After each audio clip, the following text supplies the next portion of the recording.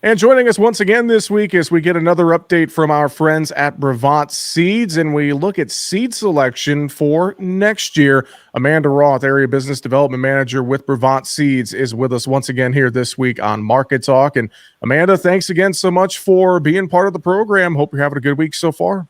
Yeah, thank you, Jesse, for having me.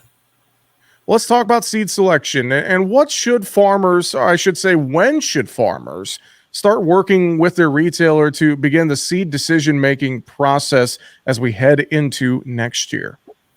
Well, ultimately, like every seed company, the earlier the better. It takes all winter long to get seeds in the right place in the right warehouses, and we want to make sure that you guys have the best products available to you. So making those plans, and we realize that things happen, farming practices change, cropping practices change, but the earlier you can get on tap with your local retailer and say, hey, I'm really liking how this looks coming out of the field. Make sure that we have the supply we need, or possibly the correct trait package. That'll be a huge one, as we've got some guys that are battling some rootworm issues. So it's never too early. And I know it's really hard to finish out a season and start thinking about another one all at the same time. But just from a logistical standpoint, to be the best supplier that we possibly can, the earlier the better.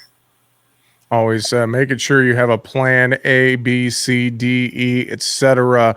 And being early, I think, is such a great point if you can help it at all. What is top of mind for farmers going into seed selection this upcoming year?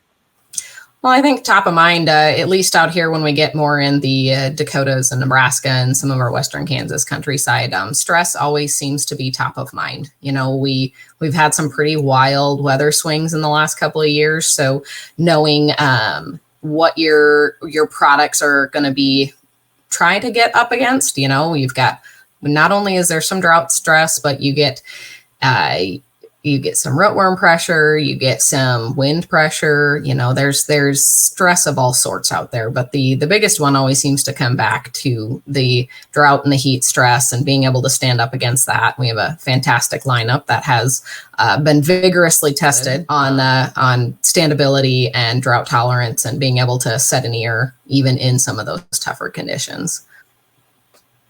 Well, where could farmers go for more advice on seed selection as they're starting to think about and make decisions for next year? The best place to always go is to your local retailer.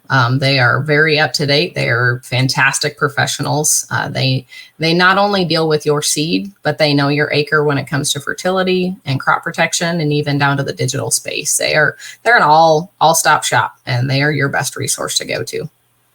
Fantastic. Amanda, before we let you go, any other final thoughts you would share with us in terms of thinking about seed selection for next year? You know, it's like you said earlier, it's never hurts to have A, B, C, and D in your plans. You may even get all the way to elemental P before the planters actually roll. But working closely with your local retailers and your local seed dealers of choice, that is the best way to ensure that you're getting the best products for your acre and for the trait package you may need. And being able to work closely allows to let you know what we have for supply and what might be getting tight. And the early bird always gets the worm. So. Well, good thoughts, and we really appreciate the insight. Once again with us here this week, Amanda Roth, Area Business Development Manager with Brevant Seeds. Thanks for joining us on Market Talk, Amanda, and we'll look forward to talking to you again soon. Thank you, Jesse.